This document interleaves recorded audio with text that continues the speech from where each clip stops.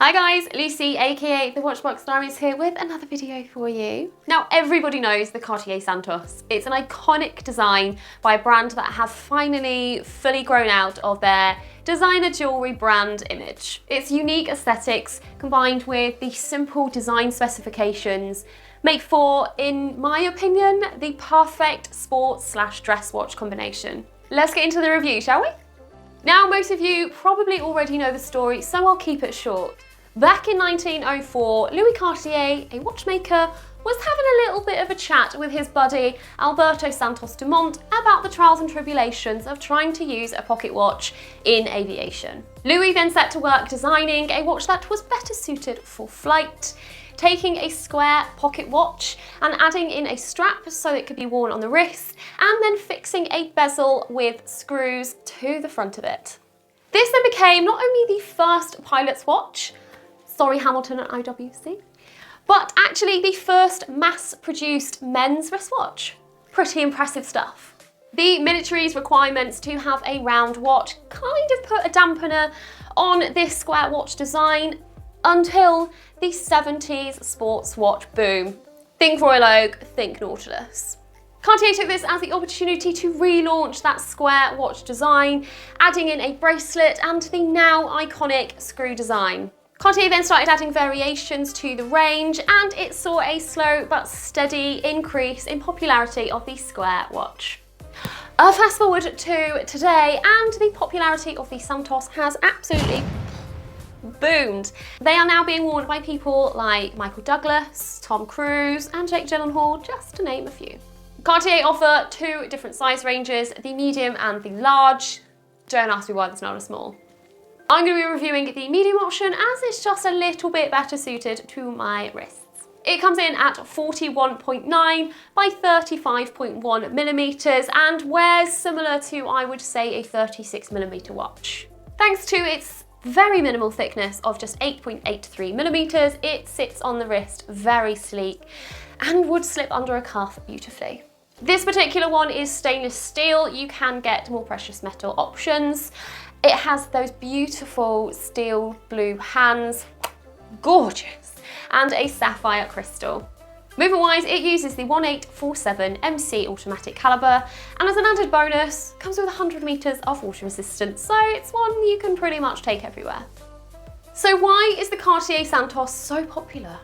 First off, it's not a Rolex.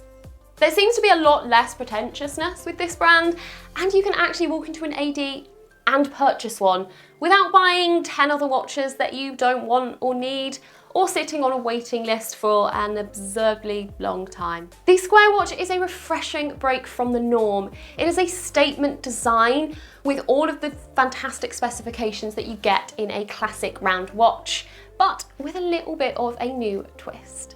Although it is an alternative shape, it's still beautifully simple and incredibly legible. Each interseam marker is clear, and those blue steeled hands, those beautiful blues, just contrast perfectly. Much like the Tudor GMT that I reviewed a couple of weeks back, it has an opaline dial and it is so difficult to photograph, but in person, fantastic.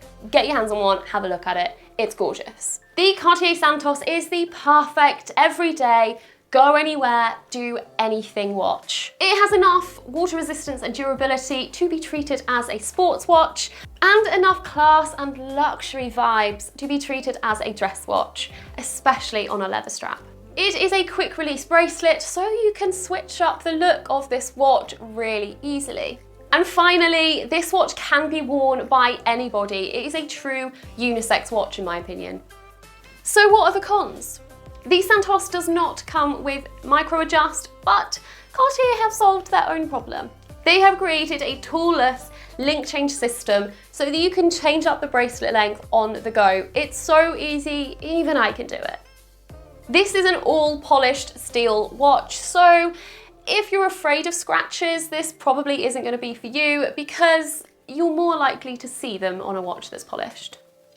As I mentioned earlier, there is a medium and a large, but me being Goldilocks and being greedy right here, I would also like a small option. If this isn't going to be your daily wearer, then be prepared to set it because it does only come with 40 hours of power reserve. And last but not least, it's quite difficult to find aftermarket straps for this watch. They don't really like you finding alternative suppliers for their straps. They have to be a specific shape to fit with their lugs, so you tend to have to go directly to them, and you'll be waiting a while and they are quite pricey. Now, you guys should know by now, I am a big fan of left field watch designs. I like things that are a little bit different, so obviously I love this design. I really do think that it is the perfect sport/dress watch hybrid. It combines the best of both worlds into a beautifully designed watch full of heritage and style, and yeah, just love it. I'm now going to pass this over to you guys. I want to know what your options are for the perfect sports dress watch hybrid. Let me know if it is the Cartier Santos, or if you've got a few other watches in mind in the comments section down below. I'm intrigued to hear these options. That is it from me, guys. Thank you very much for tuning in. If you've enjoyed this content and you want to support my channel, then make sure you do the YouTube things and give it a like, and make sure you are subscribed to the channel. Now, if you do want to be notified of my future videos, then make sure you turn on that little bell and YouTube will go ahead and do its thing. But until then, bye.